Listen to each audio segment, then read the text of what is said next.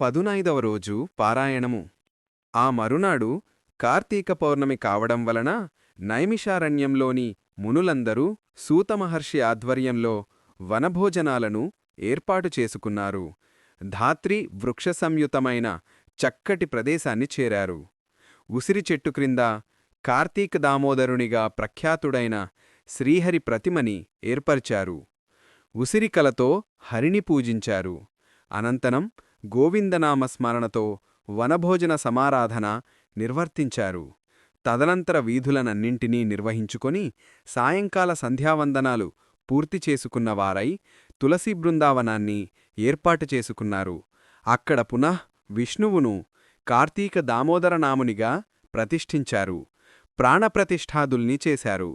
ఓం శ్రీ తులసీధాత్రీ సమేత కార్తీక దామోదరాయ నమః అంటూ నమస్కరించి దీపారాధనలను చేశారు. ధ్యానావాహనాసన, ఆర్ఘ్య, పాద్య, ఆచమన, మధుపర్క, స్నాన, వస్త్ర, ఆభరణ, గంధ, పుష్పాక్షత, ధూపదీప వైవేద్యాదులు, పుష్పహారాలంకరణ, నమస్కారాలనే షోడశోపచారాలతోనూ పూజించారు.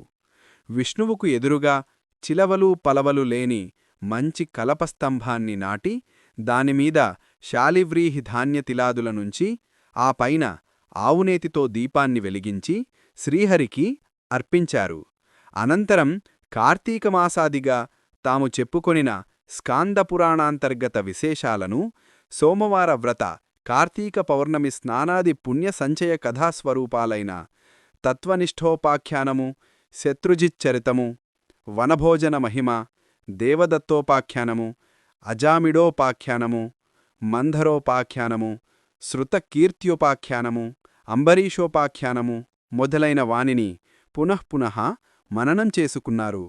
తదుపరిని మునులందరూ కూడి యజ్ఞదర్శనార్థము సూతులవారిచే ప్రవచించబడే సంపూర్ణ కార్తీక మహాపురాణ శ్రవణార్థము నైమిషారణ్య సమాగతులైన సద్బ్రాహ్మణులకు ఉసిరికలను, కార్తీక దీపాలను, దక్షిణా తాంబూలాదులతో సహా సమర్పించారు.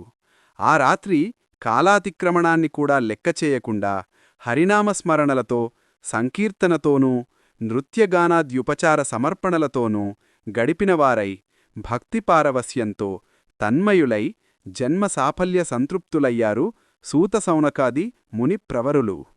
ఏవం శ్రీ స్కాందపురాణాంతర్గత కార్తీక మహత్మ్యమునందు 15వ పౌర్ణమి రోజు పారాయణము సమాప్తము.